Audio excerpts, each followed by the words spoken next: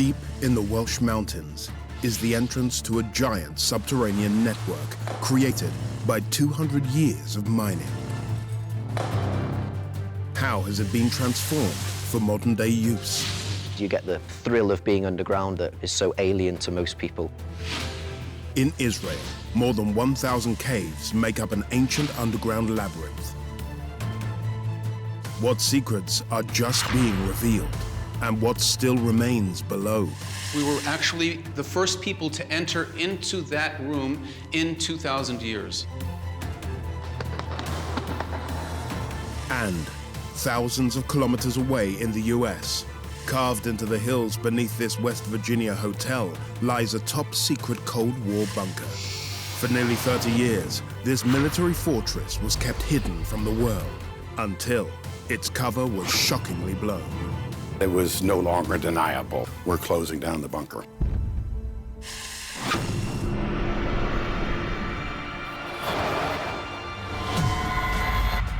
Beneath our feet lie extraordinary subterranean spaces. We're miles away from civilization down here. Caves, mines, and networks of tunnels. The jewel in the crown for underground technology. Some designed and built by humans. Others formed by nature over millions of years. How were they created and adapted? By whom and why? If the enemy takes one section, he's not able to stand down there and shoot into the other section. Throughout history, life underground has captured our imagination. It creates a very frightening but also very beautiful experience. Now we're taking you further and deeper. There's all kinds of wild theories about what could be below. To unearth the mysteries, the secrets, and the wonders of these underground worlds.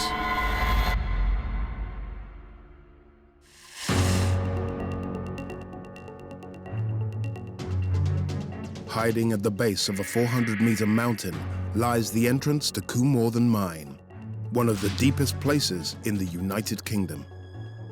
Down here in the bowels of the earth, you have no idea what it's doing outside. During the peak of the Industrial Revolution, these pitch-black passages in Wales were dug by hand. Slate from this mine was exported globally. They were going as far as Australia, all over the world. Coomorthen shut down in the 1990s after the cost of slate mining became unsustainable. So why now are their voices once again ringing in these forgotten tunnels? We wanted to keep it as authentic as possible. How has a long, harmonious history of humans working with the land been revived to bring new life here?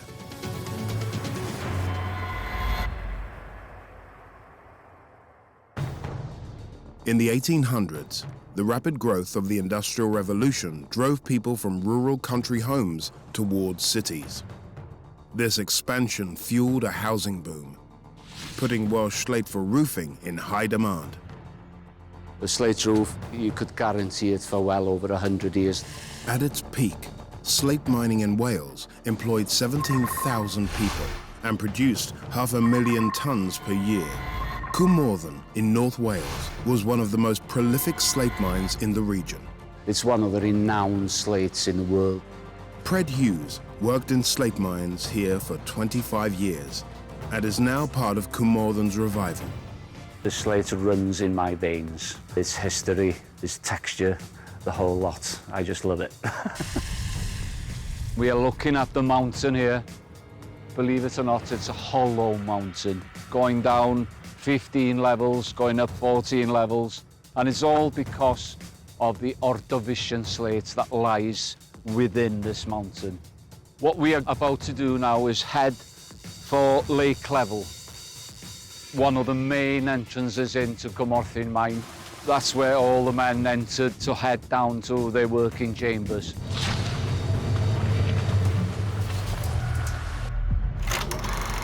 During this time, the mine went through a period of heavy underground excavation. 250 men would walk down there in the mornings. And the poor sods that work down in the lower levels, they had a long walk to reach their work.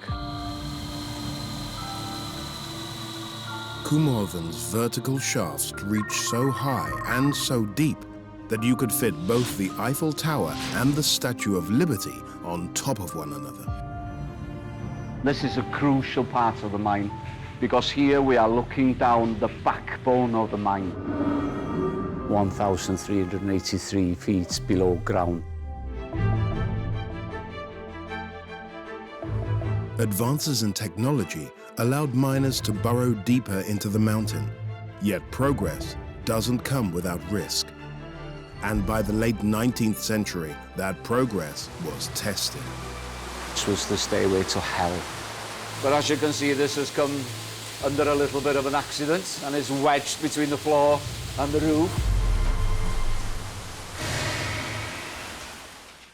Situated outside a small town in Wales lies one of the world's largest slate mines. What makes it so remarkable is the distinctive geology surrounding it. About 450 million years ago, this entire region was underwater, and the oceanic sediments formed this hard slate. This slate, it's a very fine sediment that's been compressed, and it splits into a very fine, smooth, ribbon roofing slate. It's one of the renowned slates in the world. The unique properties of the rock here also made it ideal for mining. Gravity basically is with you. Because of the angle of the slate, it lays on about 42, 45 degrees. During the 1800s, slate production was on the rise, and Coomorthen slate miners were expected to keep up with demand. To extract the slate from the mountain, miners came up with an explosive solution: gunpowder. They would have filled the hole up with black powder up to there. But the hole for the powder had to be cut by hand. It's called a jumper. You would twist it and throw it into the hole. And of course, the force of that would chip away the hole, and it would bounce back or jump back into your hand. Thus the name, the jumper. Every chamber would only be 2 men. These 2 men would fire a big block, taken out on a trolley, maybe 2, 3, even 4 wagons, about 1.5 tons each. So in total, you're talking 9 tons you would haul up on one go. Although advances in technology sped up the mining process, some of these engineering upgrades created new obstacles. It created much more dust. And of course, the dust from the slate is silica, so they would breathe in the dust and give them silicosis on the lung. It was horrendous. By the late 1800s, the miners had dug nearly 250 meters below sea level, more than 400 meters below the mountain top. However, in 1884, a major underground collapse caused half the mine to flood and temporarily close down. We're on G floor, and this is the lowest point we'll get to. Because as you can see down there, it's flooded 9 floors down into the bottom of the Q floor. One thing about being down here and that water rising, that's the only clue you have. That is probably horrendous weather outside. That water is on the rise. We're not in too much danger. Many companies attempted to restore the mine to pre-flood working order. It remained in use until the end of the 20th century, eventually closing its doors for good in 1997. Much of the original machinery was abandoned. There's so much artifacts left here. They were just shut shop and just left quite a lot of stuff. But even though the mine is now closed, it hasn't been forgotten. How are the tunnels and shafts, once the pride of Coomorthen, being transformed to draw crowds? a new generation of thrill seekers is heading back down underground to explore the wonders of the abandoned Carmarthen mine. It really is a real adventure. It's a good day out. Mike Griffiths is part of a local company that has turned this old industrial site into an extreme adventure course. It's all fairly white-knuckle activities. We've got climbs, zip wires, traverses, abseils. We've got a big free fall, which involves people stepping off the ledge, plummeting into the abyss. It's what we call kind of authentic adventure because everybody's clipped into the safety system, but there is still that element of danger. We wanted to keep it as authentic as possible. You get the thrill of being underground in this environment that is so alien to most people. And you get the history of the place and a feel for how it was when the miners worked underground here. It's taken veterans and newcomers alike to reimagine this space. It's quite emotional in a way after working almost 25 years in the slate industry here in Festiniog. Yeah, a bit slippy here, Fred. Building the route was challenging, to say the least. What we were aiming to do was try and get into areas of the mine that nobody had really been in before. So we had this vision of lots of zip wires, such as the one you can see here that heads across to little islands. Nobody had been on them for over 100 years. Despite the challenging environment, in many ways, the old mine is perfect for this new purpose. The architecture of the slate mine lends itself really well to what we do. The 42-degree angle of the slate kind of creates an angle that's a tough climb, but just about doable. The fact that the quarrymen blasted away the floors of each chamber, creating these vast caverns, means that these huge spaces are just great to build humongous climbs through. There's a good example of one behind me that we've bolted all the way up to the roof that you can see up there, and this one disappears off around the corner in that direction. This intense course isn't for the novice adventurer. This is one of the most dangerous areas of the mine that we'll pass through on one of our trips. We're absolutely fine where we're standing now, but if I shine my torch behind me here, you can see on the far side of this chamber that there has been a big collapse at some point in the past.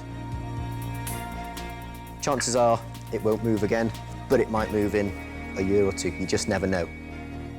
Mike and his colleagues were blown away by the popularity of the mine as visitors flocked to get a taste of the danger and the history. If they were to do something wrong, they could potentially fall 40 or 50 meters. Far from being claustrophobic, visitors wanted more of this underworld. So what did Mike do to give the ultimate cave experience? What extra level of ingenuity is powering its new lease of life? We are at the deepest accessible point in Carmarthen now, and for those who can make it this far, we've got an extra special treat that I'm going to show you now. Follow me.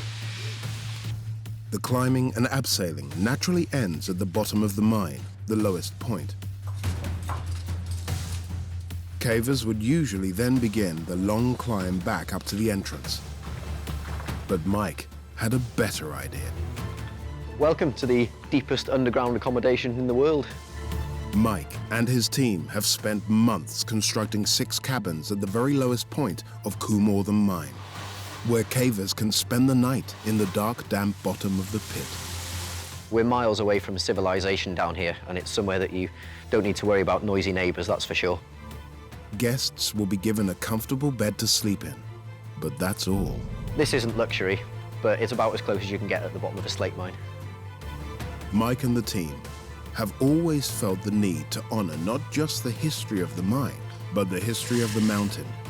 They vowed early on to limit any damage to the surrounding environment as much as they could. These cabins do have electricity, but it's provided by the mine itself. There's a lot of water down here that's all flowed down through the mine. An enormous effort was made when Carmarthen was being worked to pump all of the water out. Since Carmarthen has closed down, nature's kind of taken over again, and the water that was once pumped out is now flowing down into the mountain through this turbine, which generates power for our accommodation. Converting this area for their guests has been no simple task. It's been great, but don't get me wrong, it's been tough. Every single supply and tool has been brought down by hand across the very same 8-hour journey the visitors must negotiate. I'm going to go over to the left a bit. Yeah. It has taken Mike and Pratt almost 8 months to get the cabins built, and they are not quite done yet.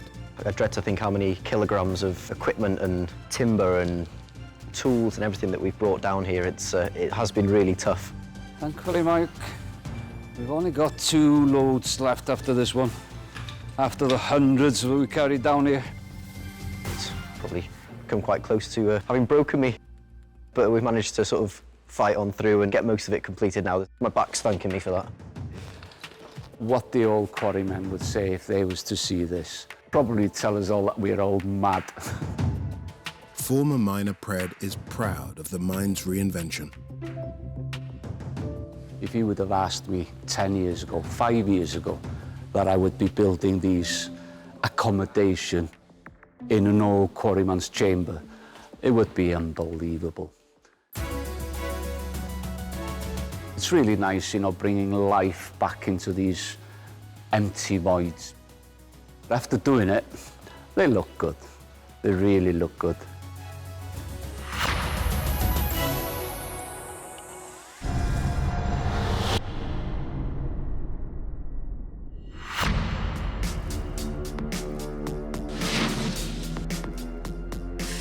Spanning 2,150 acres. This UNESCO World Heritage Site in Israel marks an area which has been home to a multitude of civilizations, beginning some 3,000 years ago. Jews, Edomites, Phoenicians, Egyptians all lived here. This land was mentioned throughout the Bible. This site was destroyed many times and built all over again. Yet below ground, a spectacular timeline has been preserved. There are more caves to excavate, maybe even 10,000.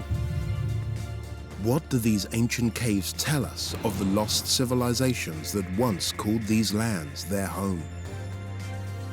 This location in southern Israel is one of the most extensive archaeological sites in the world.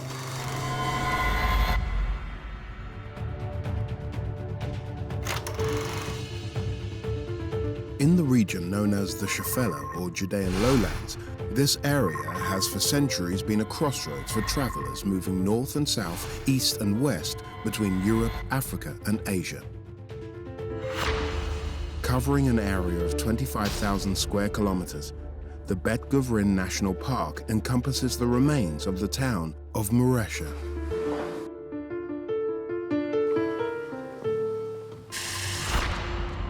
The biblical 6-acre tell, or ancient mound of Maresha, is the oldest site in the park and was built to defend against marauding Egyptian pharaohs. This site was destroyed many times and built all over again. Haji Yohanan is an archaeologist and expert in the site's ancient inhabitants. Maresha is cited as a fortified city that was built by Rehavam, king of Judea. He managed to defend it from the Egyptian pharaoh Shishak, who came to conquer this city and didn't succeed. Ancient Maresha enjoyed its most successful period of peace and prosperity during the 3rd and 2nd centuries BCE. Maresha was a cosmopolitan center. It was an economic magnet. We are right now in ancient Maresha, a city mentioned 4 times in the biblical text. Archaeologist and director of the Maresha project, Dr. Ian Stern, is an expert on the region's rich history. This was a city that, at its peak, contained close to 10,000 people. Jews, Edomites, Phoenicians, Egyptians, all sorts of people mixed here, lived, thrived, traded, and brought their various cultures basically to shine in a city like this. And while this region has a tumultuous history dating back over 2,000 years, its geology tells its own unique story. The land under Bet Guvrin Maresha is unusual. The geology of the region basically has about 1.5 meters of very hard rock called Nari. But if one could penetrate with their iron tools About 1.5 meters down, they came to a very soft rock called kirton, which is like chalk. Once they hit the chalk level, they belled out. Belling out allowed them to create a quarry. Among the many caves in the area, the park contains over 800 bell-shaped caves. Many are linked together via underground tunnels. The largest bell caves are on the east side of the park and were initially excavated for chalk. You can see here the beginning of the quarrying of new bricks. In actuality, they would have now, the next step would have been to carve away here and bring another brick out. Here's one typical brick, but if we look at the wall over here, one can see that they went line by line. These bricks were taken out and they were used to build their homes on the surface. The soft chalk made it easy for inhabitants to hollow out subterranean facilities. Thousands of them. Once they had built their homes, they then had a hollow space underground. It could then be converted into rooms that had a functional value. Cool and comfortable in the summertime, and it is basically dry in the winter, which means everything inside here is preserved very well. This complex here has over 30 interconnecting rooms.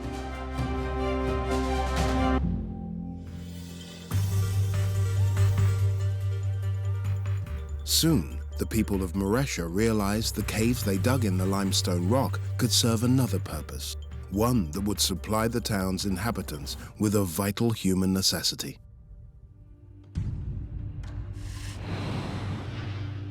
By the 3rd to 2nd centuries BCE, the town of Maresha had become a sprawling Hellenistic settlement. But what makes it unique is what lies below ground. During this era, the people of Maresha dug caves in the limestone rock not only to quarry chalk to build homes, but also to hollow out subterranean facilities like this water cistern.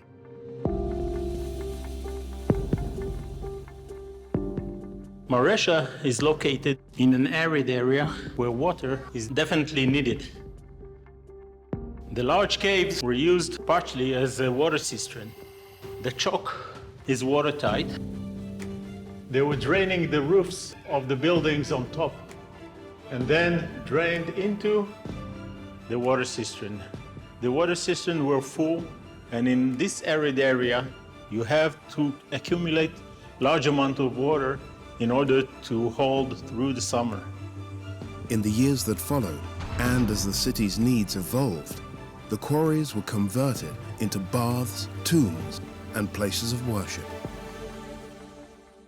Among the most remarkable caves in the park are the burial caves excavated when the city was under Greek rule and named Sidon. They are known as the Painted Caves. This burial cave, called the Apollopones cave, Apollopones was the head of the Sidonian community. This person believed in the Greek mythology because Phoenix symbolized the life after death. Apollopones, as the head of the family, was buried in this chamber.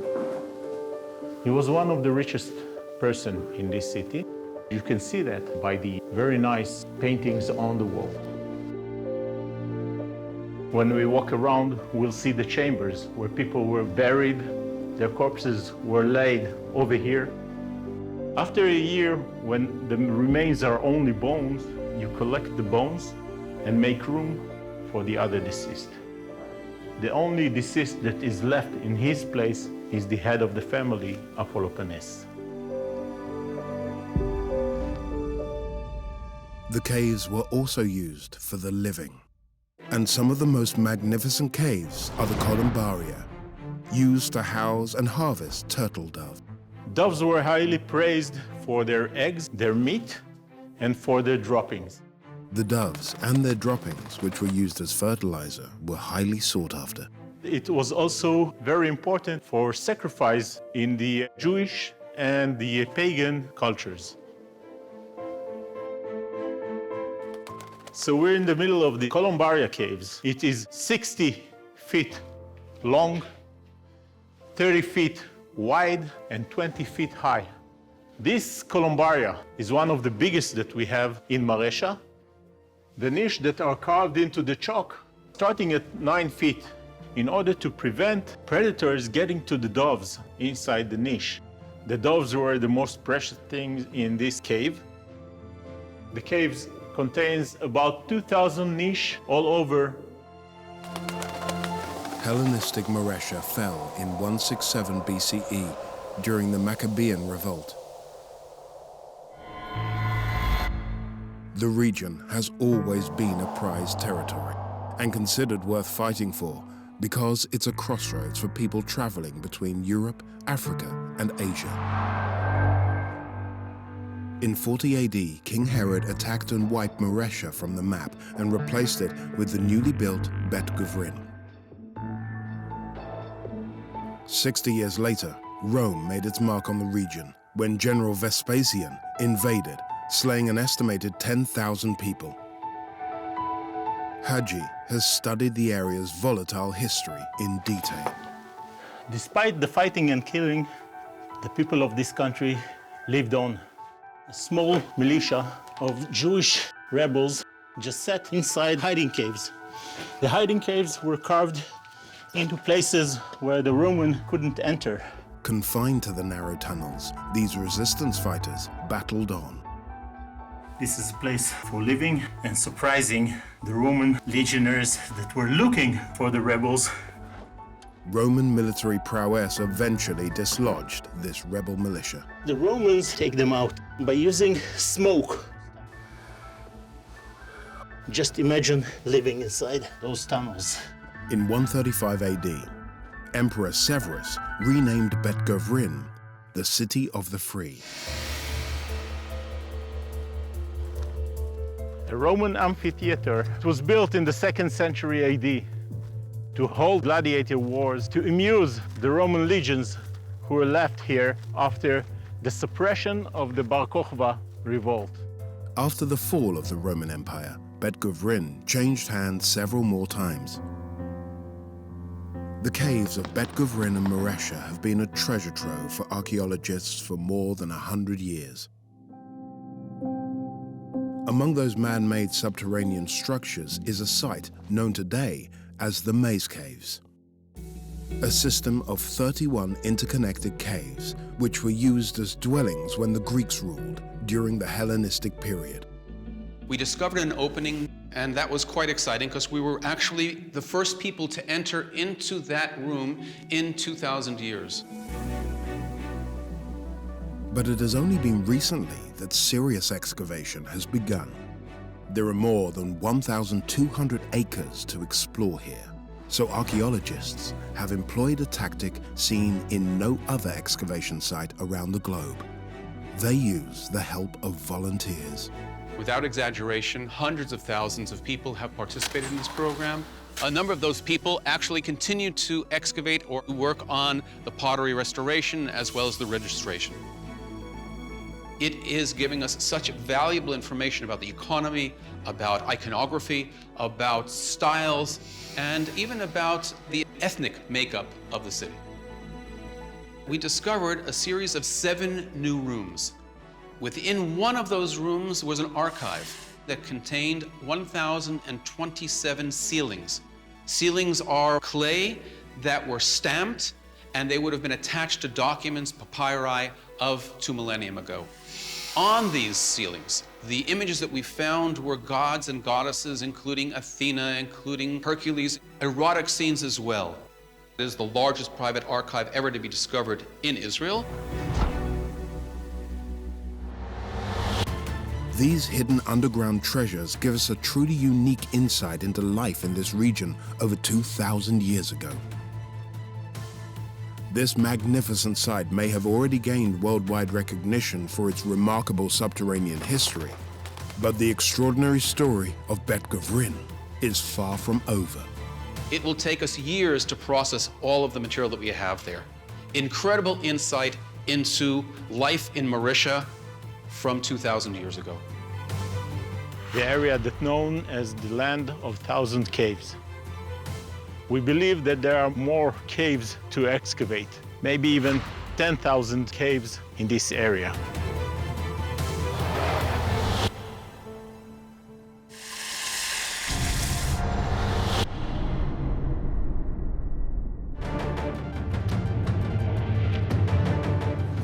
Hidden underneath this palatial West Virginia hotel is the site of one of America's most closely guarded Cold War secrets. In the event of a nuclear attack, this vast subterranean bunker was designed to provide more than 1,000 people with enough water and food to survive for 60 days. I walked by it thousands of times and never thought, oh, there's an 18-ton blast door behind there. How was construction kept confidential from the people living and working in the hotel above? One of the techniques they used to keep it secret was hiding it in plain sight. And how was its cover suddenly and shockingly blown? The bunker was really sort of prepared for everything except this.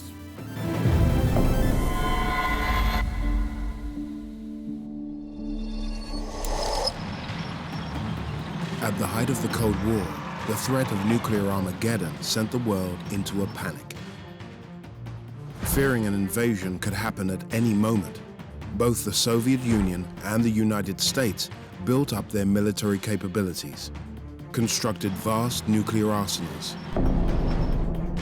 and in the event of a national emergency, built secret underground bunkers.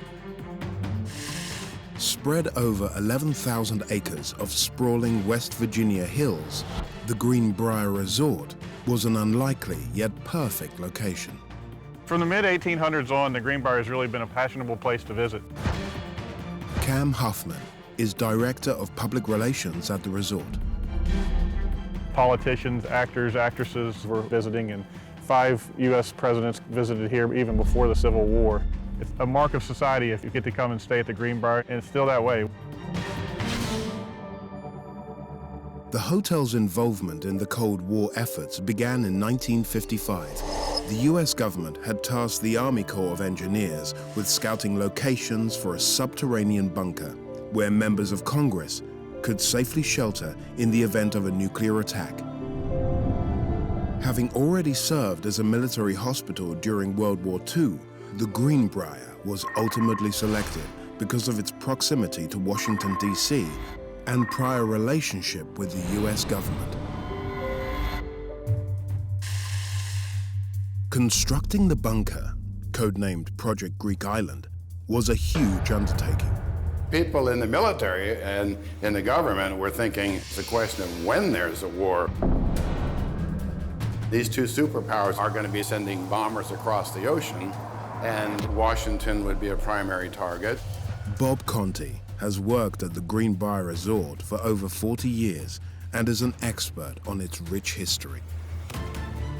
The government drew what they called the Federal Arc. So within 300 miles of Washington, D.C., was a series of emergency relocation centers. It wasn't really a matter of protecting certain individuals. It was a matter of keeping the constitutional framework of our government. So you're going to move the leadership of the federal government to these facilities. Congress here, the executive branch to another facility, the Defense Department to another facility. They would stay in contact with one another, and they would provide continuity of government. It was really an audacious idea. Construction on the bunker began in 1958. To keep their plans under wraps, the resort came up with a cover story that they were adding on a new wing to the hotel. The Greenbrier at the time didn't have air conditioning, and we're kind of at a time in history where air conditioning was becoming popular and needed in hotels such as the Greenbrier. So they were able to build the West Virginia wing and use the story that they needed rooms that had air conditioning, so it worked out perfectly. Neither the hotel staff nor the locals caught on to the real reason behind this major addition. People knew that there was a construction project going on. It was just what was beneath that people didn't know about. One of the techniques they used to keep it secret was hiding it in plain sight. With the building of the West Virginia wing, the architect of the Capitol, who was responsible for building all the buildings in Washington, D.C., was actually supervising this project in the building of the bunker. Construction of the new wing provided the perfect cover for the real work that was being done 20 meters below. They built a wall around it so that people couldn't see exactly what was going on. At 11,000 square meters, the two-level facility was roughly the size of 2 football pitches stacked one on top of the other. The bunker is basically a giant concrete box that has 2-foot thick concrete walls reinforced with steel all the way around it. It's buried under 20 feet of earth. It took 50,000 tons of concrete to build it all. It obviously took a massive crew to build the whole thing. The Greenbrier bunker was built to accommodate 1,100 people, 435 representatives, 100 senators, and all the associated support staff. This was no small task. The bunker, for all intents and purposes, is a giant concrete 112,000 square foot box. And it's vulnerable at the entrances and exits. So thus you need to have blast doors to protect those openings. This is an 18-ton blast door. This is where the hotel meets the bunker. Now, you can't have an 18-ton blast door sitting in the middle of your hotel without raising suspicions. What you're looking at here is just a cover door that fit right over this. In the 30 years that this bunker was sitting here, I walked by it thousands of times and never thought, oh, I bet that's a cover door and there's an 18-ton blast door behind there. The bunker was part of a larger continuity of government program. In the event of an international crisis, the entire property would be used as a meeting place for members of government. This is called Governor's Hall right here. Meetings were held here frequently. There are 435 seats here, 435 members of the House of Representatives. There would be meetings here, there would be deliberations on legislations, they'd be taking votes here, and it would continue to function as Congress. Down the corridor is a second room that could accommodate up to 100 people. This would have been the Senate side. All this was aimed to provide continuity of government to the American population in the face of a catastrophic war. During the Cold War, in the event of a nuclear attack, the United States Congress would be taken 20 meters below ground, under the Greenbrier Hotel.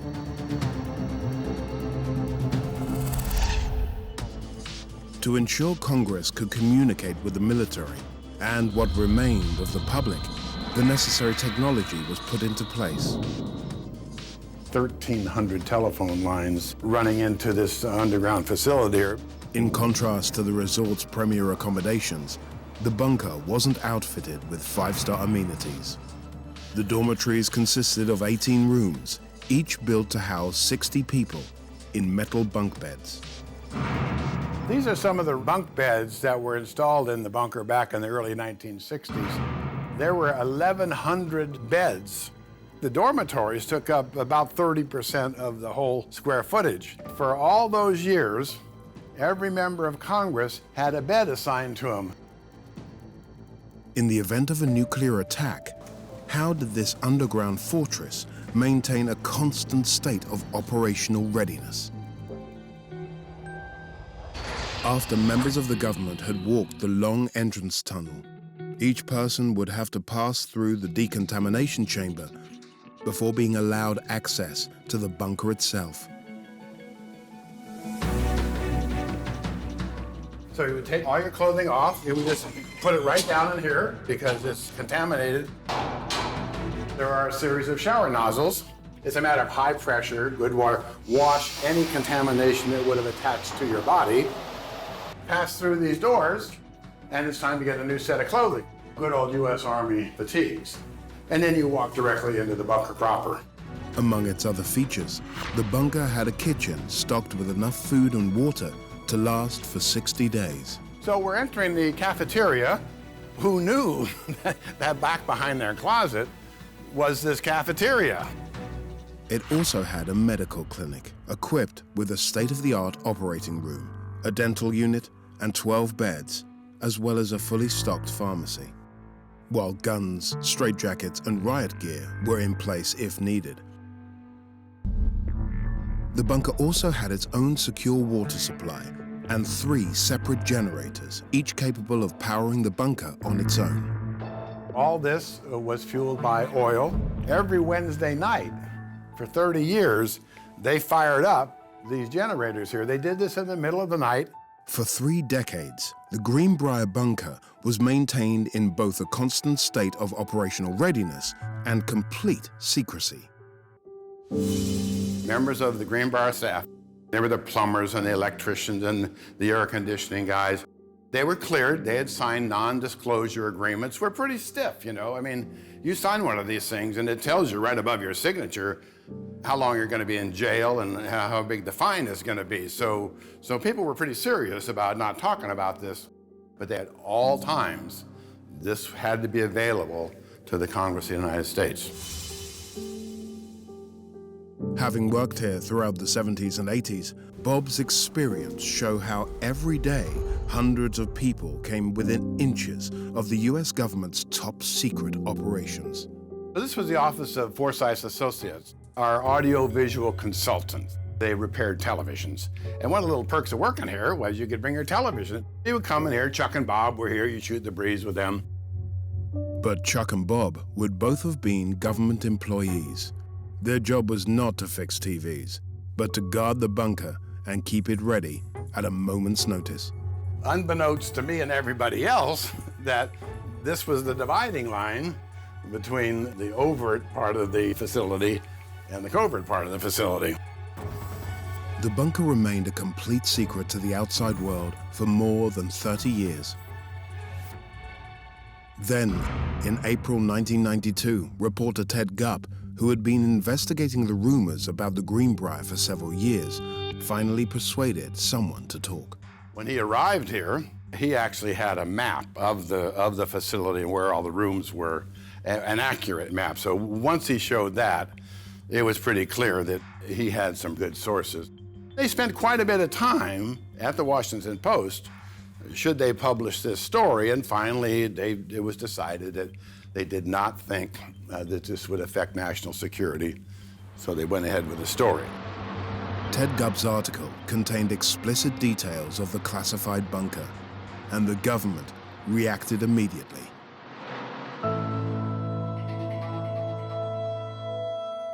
It was no longer deniable.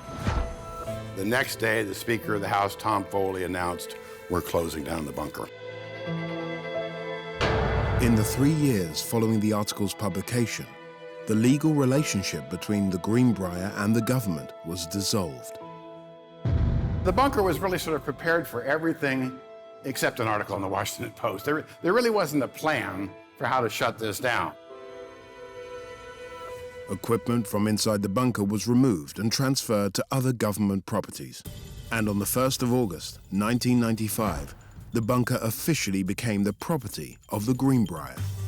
The very first thing we started doing was giving tours. Serving as a tour guide, Bob immediately got full access to the areas that had been hidden away for more than 30 years. To say the least, I'm peeing in my pants. I'm pretty excited, you know. I'm gonna actually see this bunker. We walk through those doors there, and we go into the kitchen. And I'm thinking, wait a minute, this looks like a high school cafeteria kitchen. This is the secret bunker I've been hearing about for years. I mean, it was right here. It was right next to this exhibit hall where I've been 1,000 times.